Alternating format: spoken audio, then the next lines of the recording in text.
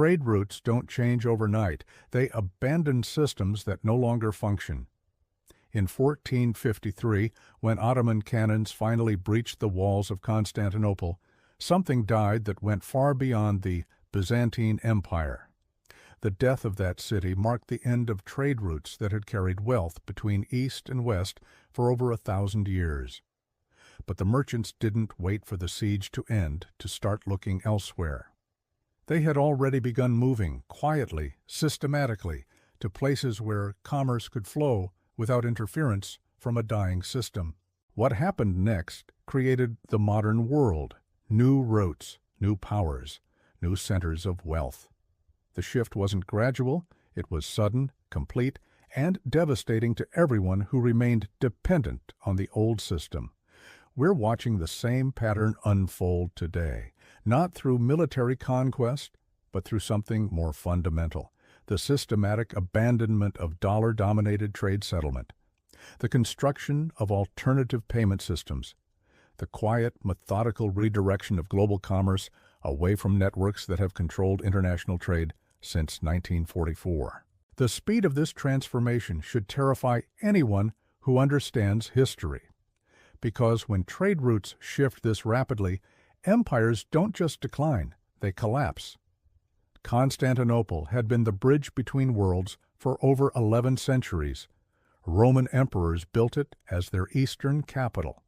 Byzantine merchants made it the essential stopping point between European buyers and Asian sellers, silk from China, spices from India, precious metals from Africa.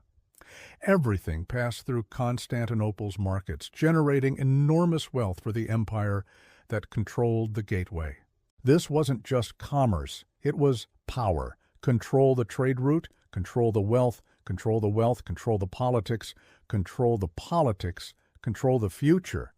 For over a millennium, Constantinople represented the indispensable center of global trade. Merchants accepted Byzantine currency. Banks operated under Byzantine law. The city's customs houses collected taxes on goods flowing between continents. But systems that become indispensable also become targets. And by 1450, the Byzantine Empire was dying from within, while enemies pressed from without. Territorial losses, military defeats, currency debasement, debt crisis. The pattern we've seen throughout history whenever empires overextend themselves beyond their capacity to maintain control. The Ottoman Empire, rising in power and geographic position, saw opportunity in Byzantine weakness, not just military opportunity, economic opportunity. They could capture the trade routes, redirect the wealth, become the new essential gateway. But they miscalculated something crucial, something that would reshape global commerce permanently. European merchants had been watching Byzantine decline for decades. They understood that dependence on a single trade route created unacceptable risk. Portuguese navigators were already exploring ocean passages to India. Spanish expeditions were seeking western routes to Asian markets. Venetian bankers were financing alternative supply chains. The smart money was already moving before the siege began. When Constantinople fell, European merchants didn't fight to restore the old system. They accelerated construction of replacement systems, ocean routes that bypassed the Mediterranean entirely, direct relationships with Asian suppliers, new financial instruments that didn't require Byzantine intermediation. Within 50 years, the trade networks that had made Constantinople indispensable became irrelevant. The wealth that had flowed through the eastern Mediterranean for centuries began flowing around Africa across the Atlantic through Arctic passages. Not gradually, all at once. Portuguese ships reached India directly. Spanish galleons brought silver from the Americas. Dutch merchants established trading posts across Asia. English companies built their own commercial networks. Constantinople became a regional center instead of a global hub. The Ottoman Empire inherited control of declining trade routes, while European powers built the networks that would dominate global commerce for the next 4 centuries. They conquered a gateway just as the rivers of commerce were being redirected to flow elsewhere. This pattern repeats throughout history with mathematical precision. When established trade routes become unreliable, merchants don't petition for reform, they build alternatives. When traditional financial systems become problematic, traders don't wait for solutions, they create new systems. When dominant powers become obstacles to commerce, businesses don't argue, they find other paths. The modern dollar system established at Bretton Woods in 1944 created trade route dependency, more complete than anything Constantinople ever achieved. Every major international transaction required dollar settlement, oil purchases, commodity trades, industrial imports, consumer exports. All of it flowing through dollar-denominated systems controlled by American financial institutions. For 70 years, this arrangement provided enormous advantages to the United States. Foreign nations needed dollars to participate in global commerce, creating artificial demand for American currency. Central banks held dollar reserves. International contracts specified dollar terms. The Federal Reserve became the central bank not just for America, but for the global economy. But just as Byzantine control of Mediterranean trade made enemies of those who paid transit taxes, American control of global dollar settlement created incentives for major powers to build alternatives, not immediately, not while the system functioned smoothly, but when the system began showing stress fractures, when dollar weaponization became routine, when American fiscal policy created instability for everyone else, the alternatives began appearing. China launched the Belt and Road Initiative in 2013. 150 countries now participate. Over $1 trillion invested in infrastructure that connects Asia to Europe to Africa through routes that bypass Western financial control. Roads, railways, ports, pipelines. All financed through Chinese institutions, built to Chinese specifications, operating on Chinese terms. This isn't just infrastructure development, it's trade route construction. Physical networks that allow commerce to flow without dependency on systems controlled by others. The same strategic thinking that drove Portuguese exploration of ocean routes to India. Build the alternative before you abandon the existing system. The Asian Infrastructure Investment Bank, established in 2016, now includes over 100 member nations, a direct alternative to Western-controlled development finance. When countries need capital for infrastructure projects, they have options beyond the World Bank and International Monetary Fund, options that don't require dollar reserves or American approval. Digital currency systems accelerated this diversification. China's digital yuan processed over $200 billion in transactions in 2023, not test transactions, real commerce, real trade settlement, real alternatives to dollar dependency. Russia's SPFS payment system handles billions in cross-border transfers. BRICS nations are developing coordinated settlement mechanisms.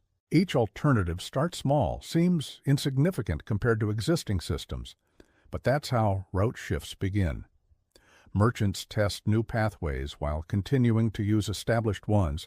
They build capacity gradually, reduce dependency slowly, until the moment when switching becomes advantageous.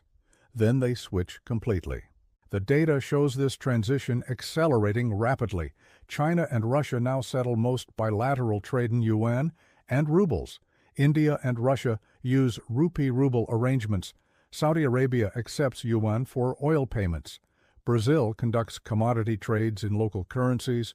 Over 40% of global GDP now operates within economic blocs, actively building alternatives to dollar settlement. These aren't random developments. They're coordinated responses to perceived instability in dollar-dominated systems.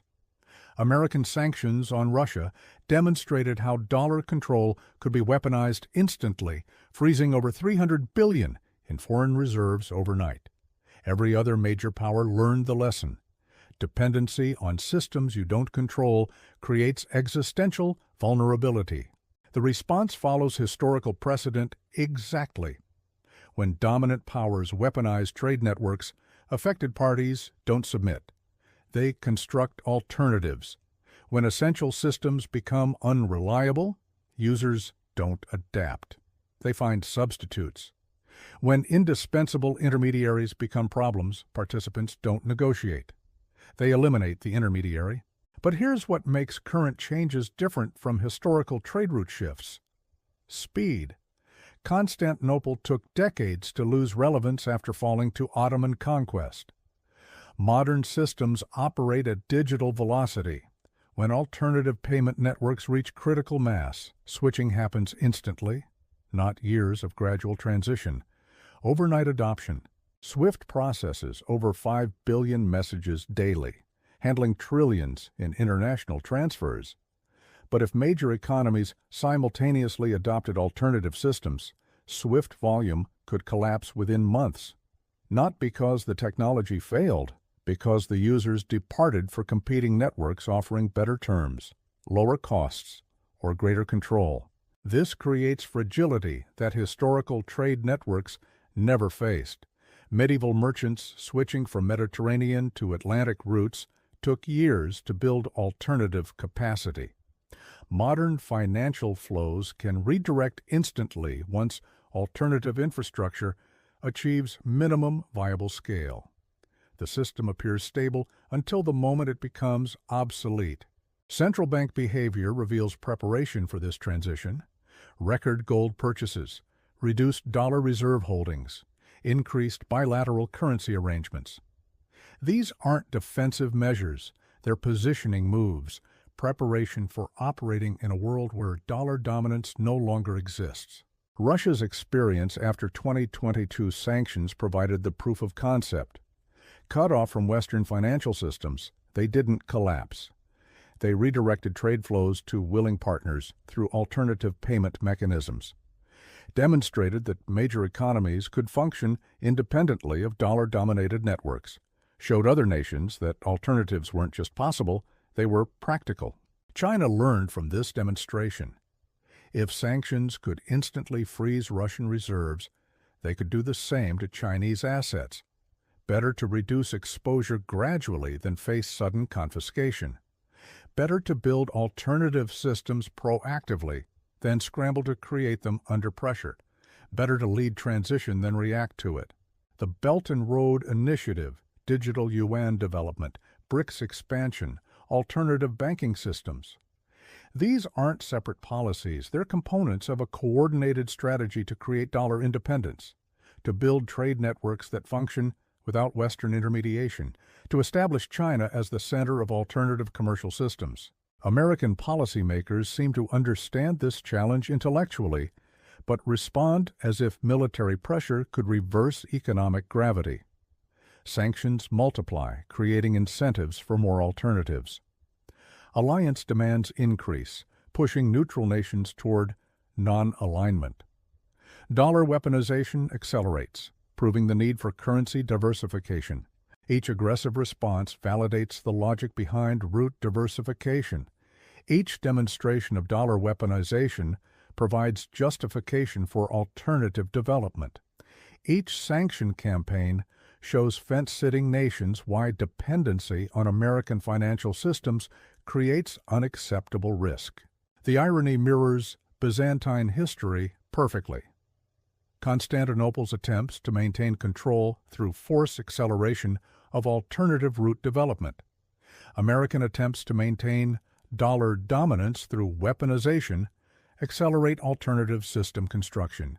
Aggression intended to preserve power demonstrates why that power must be circumvented. Maritime trade route shifts took generations because building ocean-capable ships, training navigators, establishing ports, and developing supply chains required enormous time and capital investment. Modern financial route shifts require infrastructure that already exists. Internet networks, digital processing capacity, cryptocurrency protocols, bilateral agreements. The infrastructure for dollar alternatives mostly exists. It just needs activation and coordination. This explains the speed of current changes. China doesn't need to invent digital currency technology. It's already developed. Russia doesn't need to create alternative payment protocols. They're operational. BRICS nations don't need to build new banking systems. They need to link existing systems and bypass Western control points. When alternative infrastructure reaches sufficient scale and reliability, adoption happens suddenly. Merchants don't gradually reduce dollar usage over years. They switch to more efficient systems immediately. Nations don't slowly decrease dollar reserves over decades. They diversify rapidly once alternatives provide adequate functionality. The mathematics of network effects guarantee this acceleration. Communication networks, payment systems, and trade routes all follow similar adoption curves.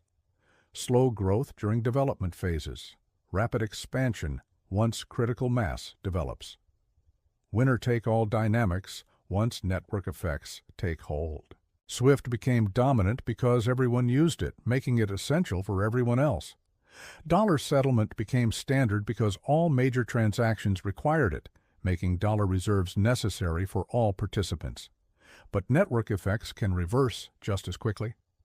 When better alternatives reach minimum viable scale, adoption accelerates exponentially. Historical precedent suggests the timeline for this reversal. Portuguese ocean routes to India became commercially viable around 1500. By 1550, Mediterranean trade networks had lost primary importance. 50 years for complete transition. But modern systems operate at digital speed. What took 50 years in the 16th century might take 5 years in the 21st. The signals are everywhere if you understand the pattern. Increased bilateral currency agreements, reduced dollar reserve accumulation, alternative payment system development, regional trade bloc expansion, coordinated resistance to dollar-denominated sanctions. Each development builds capacity for operating independently of Western financial control. American advantages that seemed permanent are proving temporary.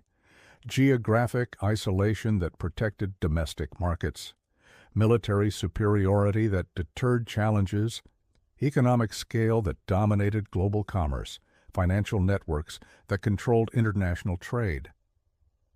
All of these advantages are being systematically neutralized through patient construction of alternatives.